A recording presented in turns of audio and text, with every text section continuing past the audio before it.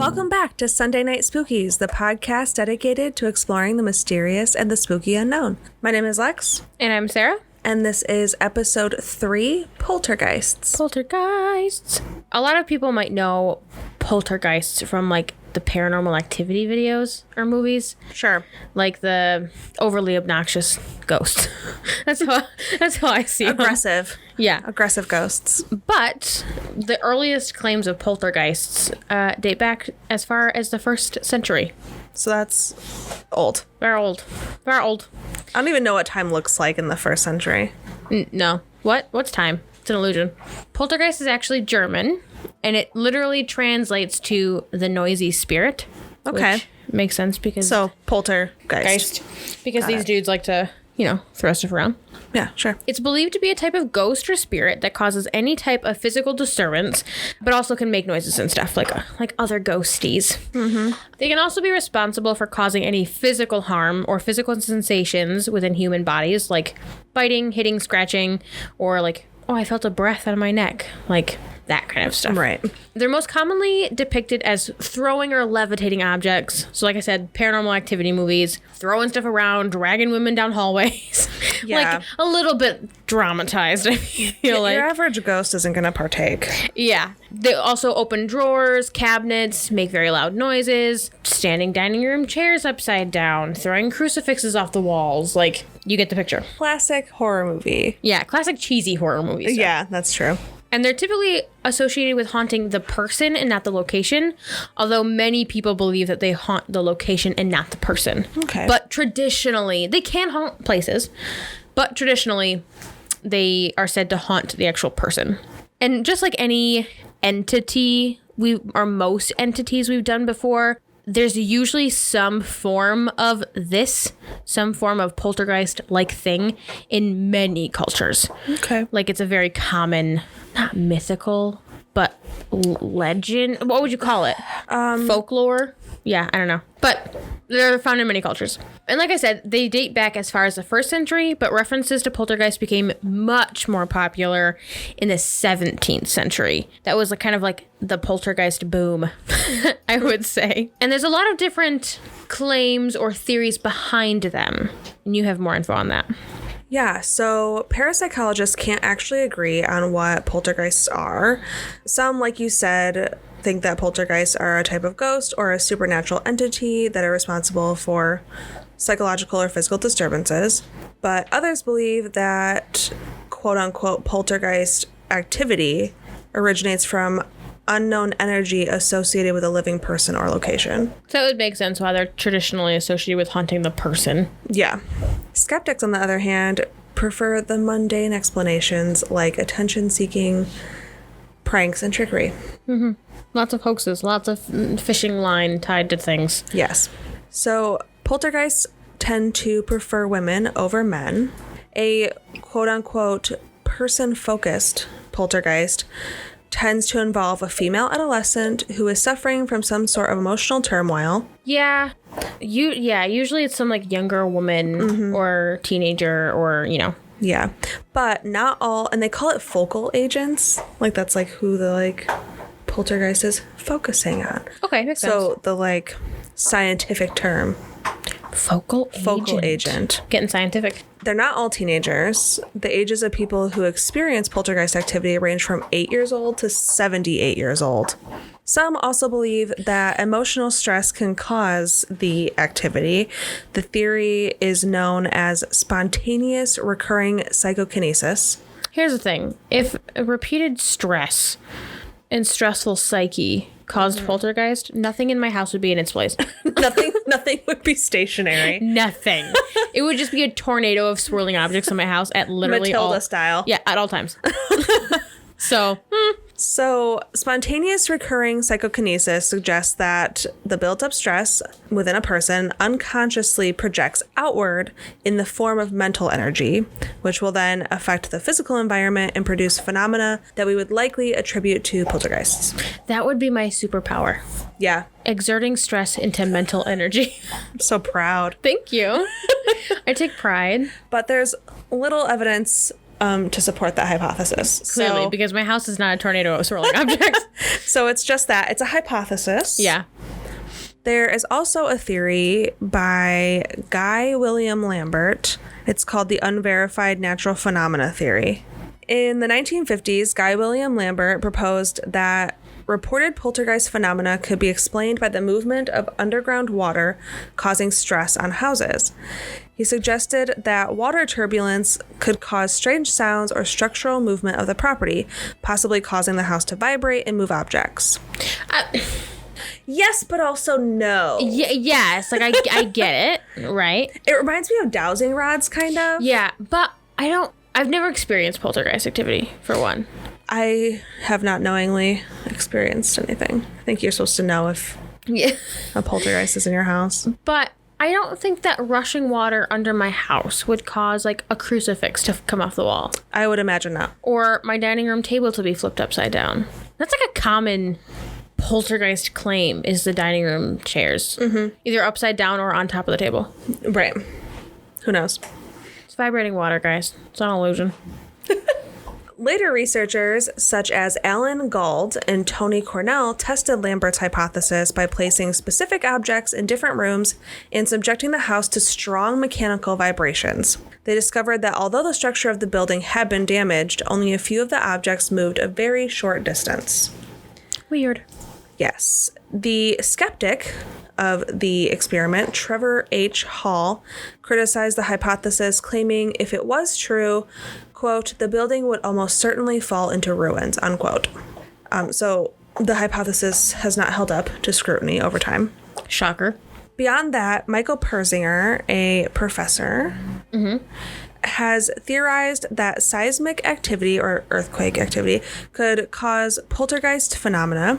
However, his claims regarding the effects of environmental geomagnetic activity on paranormal experiences have not been independently replicated, and, like his findings regarding the God helmet, which is something else, may simply be explained by the suggestibility of participants. Well, and if you think about it, if there's enough seismic activity to throw things around in your house, that's an earthquake.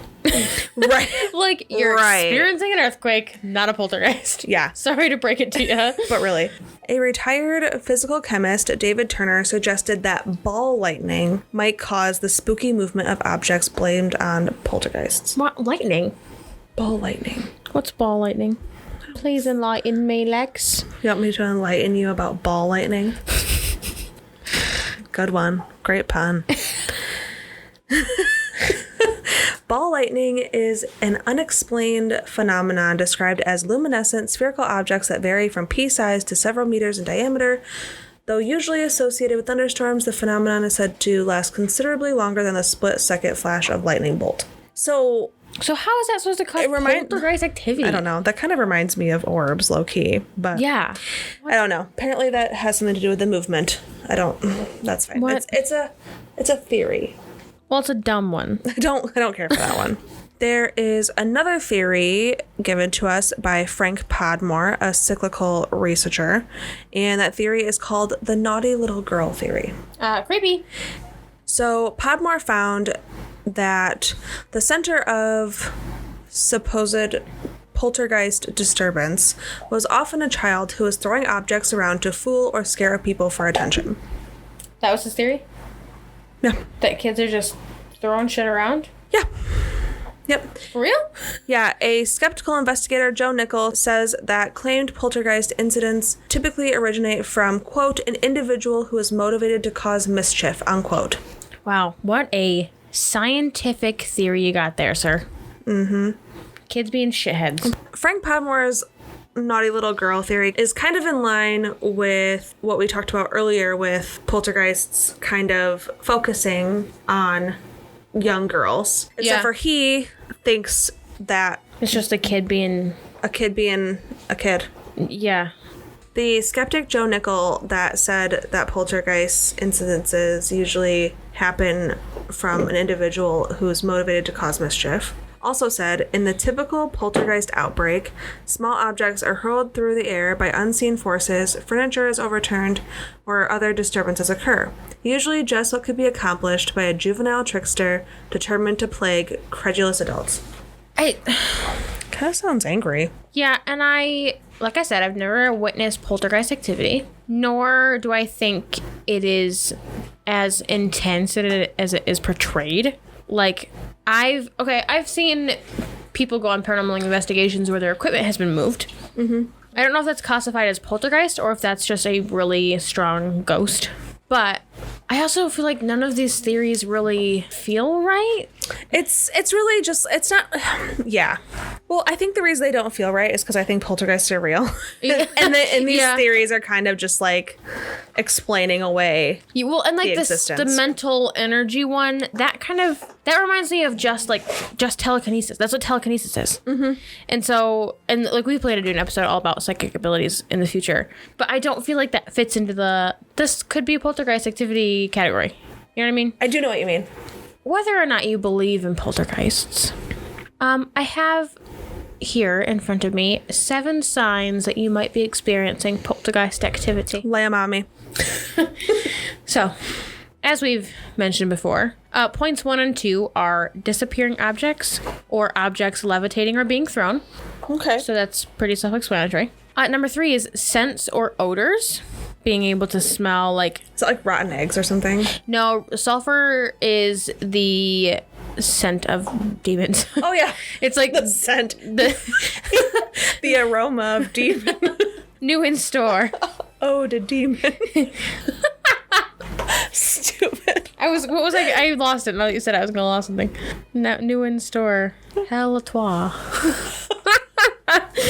Anyway, a lot of people associate the smell of cigar or cigarette smoke as being poltergeist activity. Okay, gross. I don't know why those two things, but this article also says that certain scents and odors can be a sign of ghost activity, but not necessarily poltergeist activity. So be aware of that. Okay. Point number 4 is electrical interference. Ghosties do that too. Yeah, well, I'm like reading the little excerpts because it gives me an example for each point, and I'll read you this one because it's funny. Johnny is having a tough time in school. Feel that. Same, Johnny. And sometimes when he enters the living room with a scowl on his face, the overhead light and lamp flickers.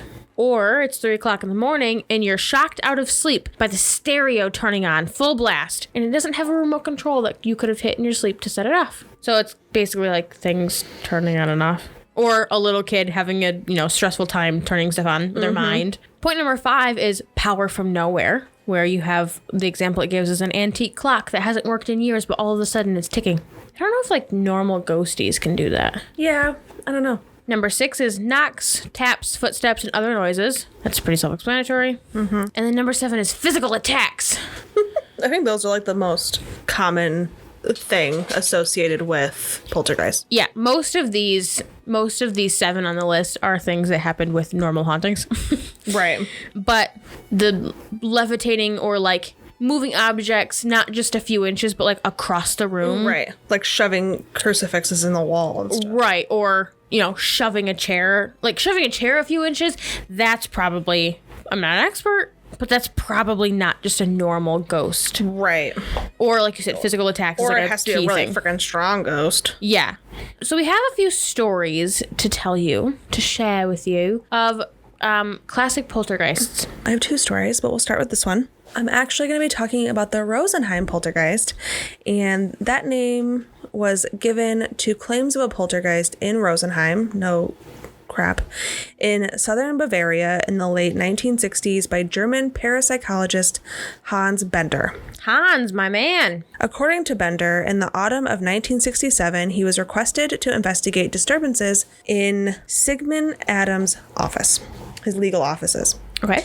Which reportedly occurred only on the weekends. Oh. It was claimed that lighting fixtures exploded, swung back and forth, or had their bulbs removed. Heavy office furniture was shifted, and copier fluid leaked from the office copier.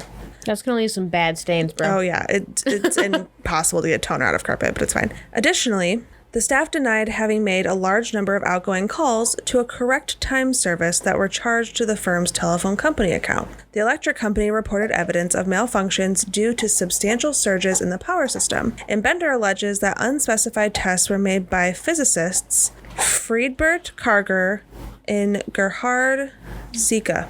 Yes, good. You're going to have to take my word on that one. I'm sounding it out. And they reported that, quote, some unknown form of energy is at work, unquote. Bender claimed that a heavy filing cabinet was reported to have been pushed across the floor by an invisible source, and that a framed painting was captured on film rotating around its hook. So that would scare the crap out of me. Yeah. You just have a picture hanging up and it's just flying in circles. Nah, I'm good. Thanks, though. Calling her, quote, a typical poltergeist, Bender believed that the emotional unhappiness of Anne-Marie Chaburl, a young secretary at the firm, was converted into psychokinesis. Okay. He said that Chaburl told him that she was frustrated with her job and distressed over a broken marriage engagement. According to Bender, the alleged poltergeist activity ceased when Chaburl left the law firm and was married. But there is some criticism. Always. Here's the thing. He already ruled it out as her being emotionally unwell. Yeah. And her stress was being linked to all of these disturbances. In April of 1970, a story in the German weekly newspaper Die Zeit reported that co-authors Albin Newman, Herbert Schiff, and Gert Gunther Kramer suggested in their book False Spirits, Real Swindlers that the claims of unexplained disturbances initially made by Sigmund Adam were fraudulent. The authors wrote that they visited Adam's law offices and discovered nylon threads attached to office fixtures, such as overhead lights and wall plates that, when pulled, would cause the fixtures to move, and concluded that, quote, the public had been tricked by tricks, unquote.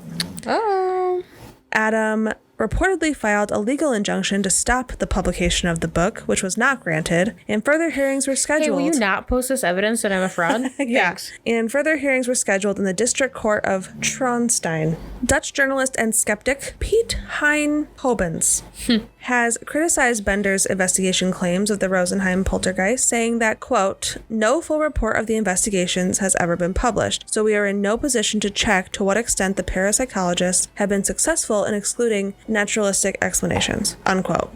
Hobens wrote that Bender's accounts of his investigation show that he may not have made a rigorous enough examination of the evidence, which Hobens deems highly questionable. According to Hobens, quote, worse is that Bender omits from his account the highly significant fact that Anne-Marie was caught in fraud by a policeman. Neither does he mention the inconclusive but curious discoveries reported by the Viennese magician Allen after a visit to the Rosenheim office during the poltergeist outbreak. He states that Poltergeist outbreak? Yeah, that might be excessive. He states that it was possible to capture a phenomenon, such as a painting turning around 120 degrees, that is 200 degrees less than what was claimed in Bender's first report on Apex film. He does not tell us why persons who know something of the background of that incident refuse to be impressed with this piece of evidence. Hobens also criticized Bender's stated beliefs in the paranormal as incompatible with scientific inquiry. The physicist, John Taylor, wrote that it was likely the measurements shown by the chart recorder used to record the output of the electrical current meter in Adams' law offices were fraudulently produced, and the explanation for the alleged poltergeist phenomenon was a mixture of, quote, expectation, hallucination, and trickery, unquote. What a loser. So that poltergeist was Also fake. fake. It's so sad. It's sad when that happens. It's sad. You're ruining it for everybody. Yeah. Damn it. So, we have 2 more stories to get through. Mine has a really funny name. It's called the Chiliwack Poltergeist. That's a place. It is a place in British Columbia. So I'm actually have a story written out at one of these at one of the websites that we use. So I'm just going to read right from the website. It's from occultworld.com. I'm not plagiarizing. I'm telling you I'm reading right from the website. The Chiliwack Poltergeist was an outbreak of poltergeist phenomena, again with the outbreak, that occurred in the 1950s in Chiliwack, British Columbia, probably due to the human agency of a teenaged girl. This girl's aunt believed that racial prejudices were the cause. The residents of Chiliwack called whatever was causing the disturbances the Thing. Okay. Anna Duriba, we're going to go with that, was a Ukrainian immigrant who moved to Chiliwack, from Saskatchewan in 1933. She worked as a domestic, saving her money until she could buy a 10-acre chicken ranch a mile out of town. She lived there in a 4-room cottage. In October 1951, her 14-year-old niece, Kathleen, came to live with her.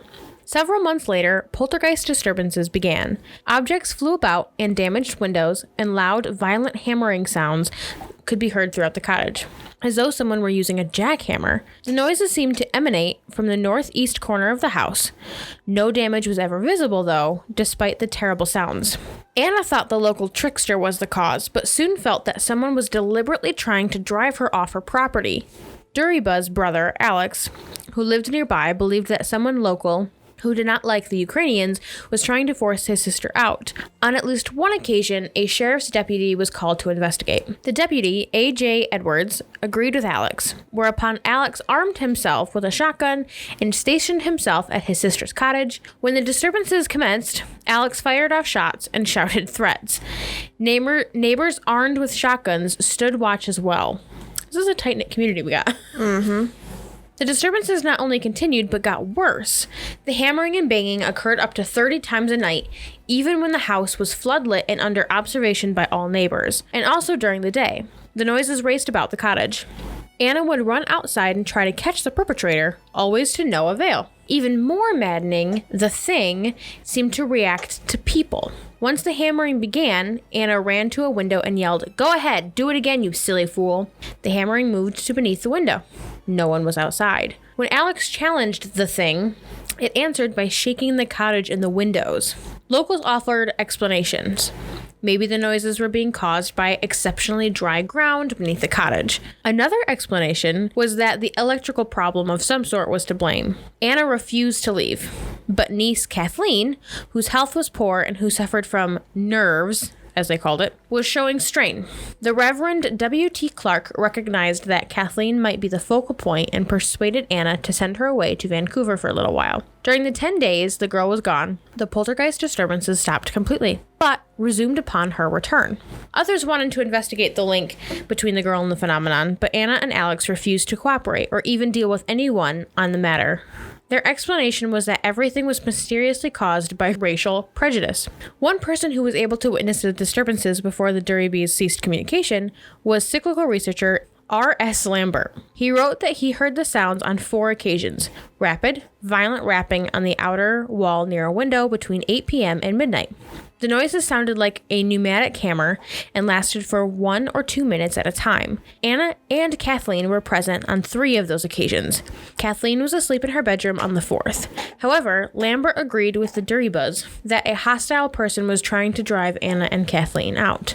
Most likely, the Chiliwack case serves as an example of recurrent spontaneous psychokinesis. Psychokinetic energy produced unwillingly by certain persons, teenagers at puberty, especially girls, as well as adults under emotional strain, has been associated with psychokinesis. So basically, they never found anybody hiding outside the house or in the house that was making the noise. So they think that it was the psychokinesis, but the family still believed that someone was to blame, which I think is kind of weird because you had the place under a lockdown, man. Right. So I think that was kind of interesting because it showed that, hey, there really wasn't an explanation for this. So, poltergeist? Yes. You know? Yes. So our last poltergeist case is called the Brother Doley case, and that took place from 1997 until 2008. Oh. So it's a lengthy one. Yeah. And I really like this article because it breaks it down for me, like... Step by step? Step by step. The location is in Truden, near Mold, Flintshire, North Wales. What? It's some... North Wales. North Wales, that's where it is. In the home of David Gower, a science teacher, born in 1947. His wife, Rosemary, born in 1950. And their adopted son, John Paul, born in 1985. The Goers also have 4 other adult children, another adopted son, and 3 daughters who no longer lived at the home. The investigator of their poltergeist activity is Michael Daniels, a parapsychologist. The poltergeist agent, if you remember our focal agent lesson from earlier, is unclear. Possibly Rosemary Gower, possibly John Paul, who would have been between the ages of 12 and 17. The trigger they believe, was in February 1997 when the family moved into the property from their previous home, which was in an adjacent bungalow. Possibly also... Wait, so they moved next door? Adjacent. That means kitty corner to me in my head. I don't know if that's true, but... Well, yeah. At least they stayed in the area. And that move possibly prompted the other goers' children moving out of the house. Apparently, paranormal events began in late February 1997 when an Irish couple, who have not been identified, claimed to have experienced healing after seeing an apparition of Our Lady in a field next to the goer's home. Our Lady is what they must have named the apparition. Some days later, Rosemary reports seeing a white figure alongside one of her daughters at the top of the field. Also around this time, Rosemary took a series of photographs of their new property. One of these photographs appeared to show the image of a large face in the far window of the barn. In June 1997, this photograph was published in the Wales on Sunday newspaper under the headline, "Is this the face of Jesus' mother?" Sure is. An article in the News of the World followed a week later. As a result of this publicity, the goers' field began to attract visitors laying flowers and praying at the site. On January 31st, 1998, John Paul saw a blue lady by the barn door. Within a few days, Rosemary found a discolored stone that had resembled Mother Teresa of Calcutta. Rosemary says that John Paul immediately recognized this as the blue lady he had seen. In October 1998, the goer's youngest daughter, who was staying at the house, awoke to see the figure of a young monk at the bottom of her bed. A few days later, Rosemary saw the hooded head of what appeared to be a monk walking behind a hedge outside the kitchen window. In October or November of 1998, the phenomena moved indoors when the dark stain of a cross was discovered on the lounge fireplace. In January of 1999, following a trip away from home, the goers returned to find the Welsh word meaning peace. Don't quote me on this. I don't know how to speak Welsh. But the Welsh word tagnafed as a large brown stain on the wall next to the fireplace. The goers are not Welsh-speaking and were initially perplexed by this word. Since that event, large numbers of stains and later carvings began appearing in the lounge and elsewhere, both in and outside of the house. Almost exclusively, these have been of Welsh religious words, crosses, and stylized outlines that appear to represent the hooded figure of a monk. The phenomena were not experienced as threatening, and the family considered them interesting and even amusing. They decided to attribute the manifestations to the presence of a ghostly monk whom they nicknamed Brother Dolly, or Adolphus, which sounds like slightly more religious sounding. The stains and carvings generally remain, allowing them to be viewed and photographed by visitors to the house. Other examinable items include emails, documents, and several photographs taken by Rosemary that possibly show anomalous images. Having been initially contacted by David Goer, parapsychologist Michael Daniels visited the property on 14 separate occasions in 2000 and 2001, creating an inventory and photographic record of the stains and carvings and installing a time-lapse surveillance on one of the walls. Daniels did not personally witness any anomalous activity in the house, and on the one occasion when a carving appeared overnight on the surveilled wall, the video recording had failed. Convenient. Very convenient. This and other suspicious features in the evidence led Daniels to conclude that an elaborate hoax could not be ruled out. Although some aspects of the case remained ambiguous and perplexing, he suggests that this could be a mixed case in which a basic core of genuinely paranormal phenomena has been deceptively elaborated on by one or more members of the family, most likely by Rosemary. After the publication of Daniels' investigation in 2002, stains and carvings continued to appear at the house for several years. Rosemary has reported that all phenomena stopped abruptly in January 2008 with no reason whatsoever. So that's interesting. I don't feel like poltergeist activity stops abruptly. No, and especially when you haven't also changed the situation. I also feel like Rosemary had a hand in a lot of that. Yeah, me too. Like, why wasn't anybody else taking pictures and doing all this stuff? Right, like people were seeing stuff or talking about stuff, and then she was like, oh, I saw it too. Right, and then that guy didn't see anything? Mm-hmm. And when he did, the camera stopped working? Right, just convenient. Yeah. Very convenient. So we would love to know if any of our listeners have ever encountered a poltergeist. Yeah. Or some kind of weird picture frame swinging 360 degrees on their wall. And if you have any poltergeist activity, please let us know because I'm very curious. Yeah, let us know. Reach out to us. Please. On any of our social media sites. We are on Instagram at Sunday Night Spookies, on Twitter at Sunday Spookies, on Facebook at the Sunday Night Spookies podcast, and on TikTok at Sunday Night Spookies, and on YouTube. Yeah, we're now on YouTube. Yay, YouTube. At Sunday Night Spookies. We also have a few affiliate links in our description box, which means we do get a small portion of whatever money you spend for these goods and services. These goods and services are always 100% available without using these links, but we'd like to offer them anyway. We have a link for Instacart. I love Instacart. You can get your groceries delivered in as little as an hour.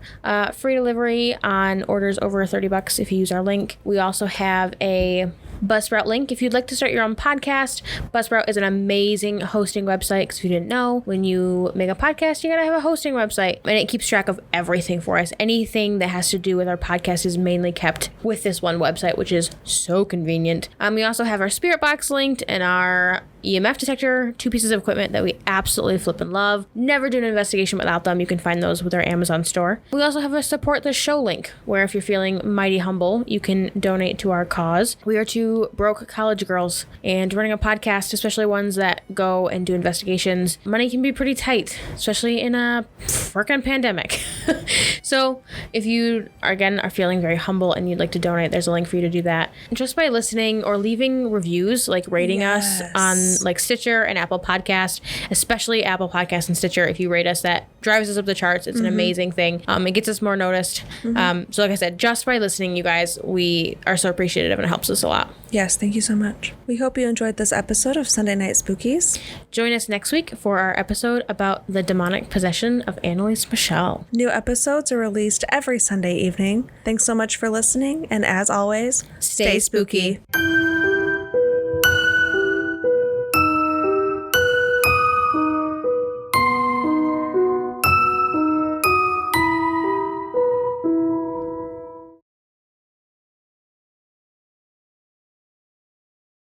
So, the location.